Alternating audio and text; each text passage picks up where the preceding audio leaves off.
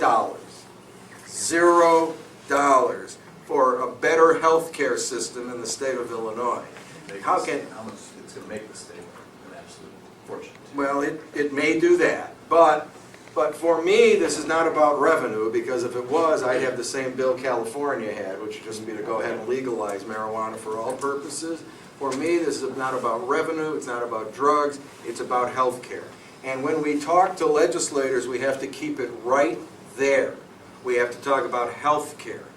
Health care, health care. Free health care. If people are, how about all, let's just take a narrow cross-section of the people who need this product. Let's talk about poor people who need this product. When they're in pain and they can't go to their own doctor for any kind of medication, they end up in our emergency rooms. Many of them are on public aid. So you can make an argument that this product that won't cost the state a dime will actually save the state millions of dollars. Millions of dollars. I think it's a reasonable argument to make. Yes, sir. Sir, I'm one of those patients. My name is Mike Graham. Mike, I hear from you all the time. It's good to see you, sir. I'm one of those patients. I have a morphine pump installed inside me, a spinal cord stimulator, rods, pins. I look like a set of golf clubs. My two options are the pharmaceutical, which at 6 a.m. when my pump goes off, I'm very nauseous, I'm sick. I can try to get a pill down or maybe a liquid down, but it's back to bed. It's between the bedroom and the bathroom on 2, 4, and 6 hour schedules according to the pharmaceuticals. Or option 2 is 3 or 4 puffs. I'm good for 2 hours, I can get up, I can function. This is a quality of life issue. On the medication end, those pills that I'm trying to get down, one of them is $36 a pill, times 3 a day. Over the course of a year, that's nearly $40,000 on one medication of the 13 I'm prescribed. Of those 13, I could eliminate 9. Between that and the hospitalizations from the side effects of those medications, 2 or 3 a year, we're talking nearly $100,000 a year for me, one patient alone. Okay. Now I know I'm not the typical case, but I'm not the exception either. I know of patients across the state I've talked to, cancer patients, bipolar patients, fibromyalgia, the list goes on. But the medications have a tendency to build up in your system and almost become toxic. And it comes down to being a quality of life issue. You chase around pill bottles, being sick, too sick to enjoy any quality of life, or our other alternative. I can understand the hesitation on some of the legislators' parts. My legislator, Lisa Dugan, has been a no vote from the day she took office. I've been to almost as many of Representative Dugan's events as she has. I just stand with in the back of the room, I'll hold up my card, she'll say, "Mike, I know you're here. Thanks."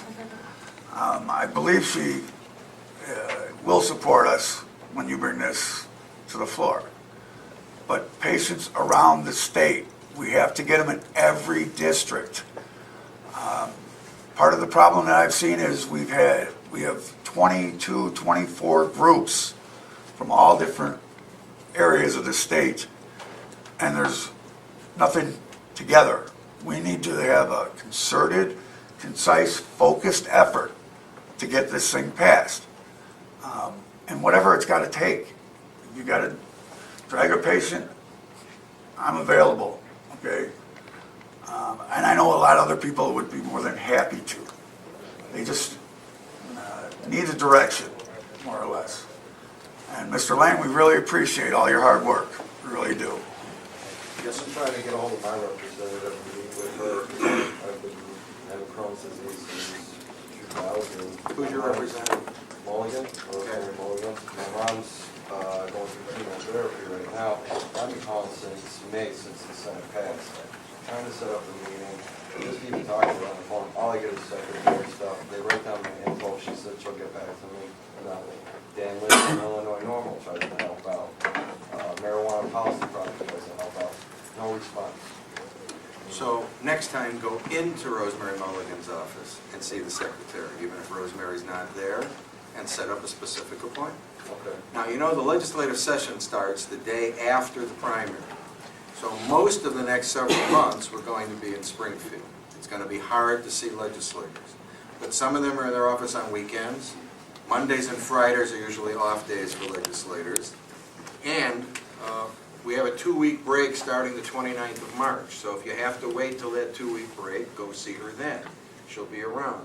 So this goes for all of you. If you're going to see a legislator, or 2 or 5, get on the sticks, set up the appointments. If you call and you tell them what it's about and they're gutless, they aren't going to meet with you. Go in the office. Go in the office. So for that 2-week period, they'll be in their respective districts? Well, I can't promise they won't be in Florida. I can't promise they'll be sitting at their desk. I know I will be in my office during those 2 weeks. I assume most legislators will be around, but not all, because they're human too, as hard as it is to believe. Say March 28th? March 29th, that's a Monday. So that starts at 2 weeks, or 2 weeks, well, yeah. So that weekend before, and then 2 weeks starting March 29th is what we call our Easter Passover break. Yes? If we wanted to contact representatives who weren't from our districts, would that be considered a fruitless effort? It wouldn't be fruitless to contact someone who's not from your district, but it's less meaningful to the person you're calling. You need to start with your own. Now, some of you may have legislators who are for this, right? If any of you live in my district, you're in good shape, right? But if you have time on your hands and you want to call other legislators, it's not going to hurt anything. I just don't know how much impact it will have. But you never know. You never know. If you call a legislator and someone else does and someone else does, even if you're not in the district, maybe the legislator begins to think that maybe this isn't such a bad bill after all. And remember that a lot of this comes from the notion that when legislators went to college, in their day, it was a terrible thing to be smoking marijuana, right? I mean, compared to what college students are doing now, I don't have to tell you marijuana isn't very serious. But back then, it was something that people talked about. It was something that people worried about. It was the sin of choice, right? They weren't bringing heroin and ecstasy and all those other stronger stuff, more difficult stuff around. That was it. It was marijuana. And so many legislators come from an era where this was the big no. And so they can't get over that. They can't get past it. Now, I'm here to tell you that sooner or later, this bill will pass. Now, sooner or later, it may not be this year, it may not be next year, it may not be 10 years from now. But sooner or later, this bill will pass. Because all good public policy measures eventually pass. But it takes a while to get people around to the right way of thinking. Now, if we don't get this done this year, in November there's going to be another election. And starting in January of next year, we'll have to start all over. This bill will not survive January 10th or 12th or whatever day in 2011 when the new General Assembly is sworn in. We'll have to start all over. We'll have to start all over with a new bill. We'll have to start over with a new debate. We'll have to start over with at ground zero. And we'll have to start over with a new legislature. We're going to have at least 18 new members of the House after the next election because of people running for new offices and retirements. That doesn't even count people who might lose, and you know we're going to have a few that lose. So figure we'll have 20, 21, 22 new members of the House out of 118 come January. That could be good. It could also be not so good. Better to do it now. When we have 90 people say they're for the bill, only 48 of them will vote for it, we have to find 12 people. It's up to you. It's up to me. I work on it every day. I had a big argument with two legislators who I just happened to see on the street yesterday downtown. And they weren't too happy in 10-degree weather that I cornered them against the building and wouldn't let them walk away.